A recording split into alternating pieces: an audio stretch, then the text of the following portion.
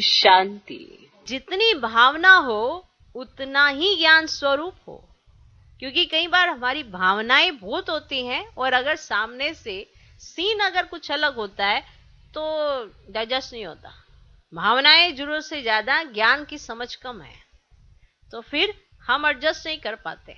हमें लगता है कि हमारी बहुत भावनाएं, लेकिन सामने से हमको वैसा मिला नहीं है। तो अगर ज्ञान युक्त भावना है, समझदार है, तो फिर उसको सदा ही अपने आप को स्नेह में वो आत्मा महसूस करती है और उसको कभी किसी से कोई प्रॉब्लम नहीं होती है।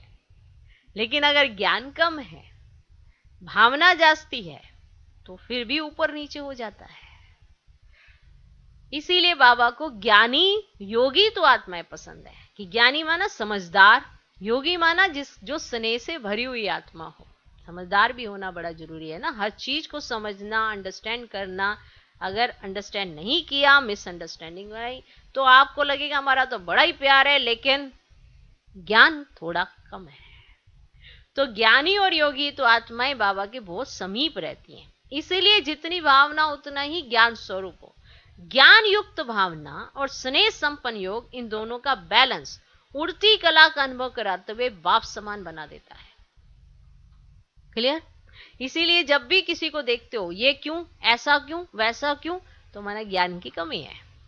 कभी भी किसी के पार्ट को देखकर आप ये तो समझेंगे इस हर एक का अपना अपना पार्ट है, लेकिन उसके पार्ट को समझने का ज्ञान भी बाबा ने दिया है। तो अगर वो नहीं है तो आपको लगेगा हमारी भावना ज्यादा है, दूसरे का पार्ट ऐसा क्यों है।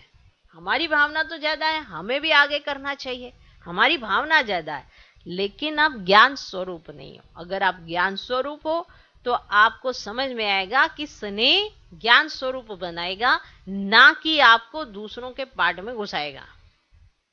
क्लियर? तो ज्ञान स्वरूप आत्मा, योग स्वरूप आत्मा बाबा को अति प्रिय इसलिए होती है क्योंकि वो बाबा को जानती पहचानती और इस ड्रामा के सारे राज को जानते हुए क्या क्यों नहीं करती है। जो आत्मा जास्ती क्या क्यों करती है, वो स्नेह में तो है लेकिन ज्ञान में नहीं है प्रॉपर। इसीलिए उसे समय प्रति समय सहयोग तो मिलेगा, लेकिन वो बाबा के समान अपने आप को अनुभव नहीं कर पाएगी, ना ही कभी कभी वो अपने आप को समीप अनुभव कर पाएगी। जो समीप अनुभव करना चाहता है उसे पहले ज्ञानी और योगी होना जरूरी है।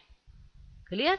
इसीलिए आज का वरदान समझने का है। जिसने समझ लिया वो बाप समान भी बन जाएगा।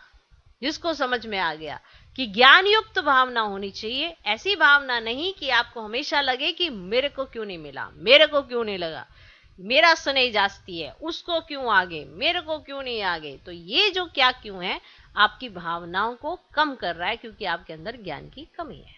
ओके, तो अगर जिसने ये ज्ञान युक्त भावना रखी और स्नेह संपन्न जिसने योग रख लिया, तो वो उड़ती कला का अनुभव करते हैं। तो इसका बैलेंस होना चाहिए, तभी हम बाप समान स्थिति का अनुभव कर सकते हैं। क्लियर? ओम शांति।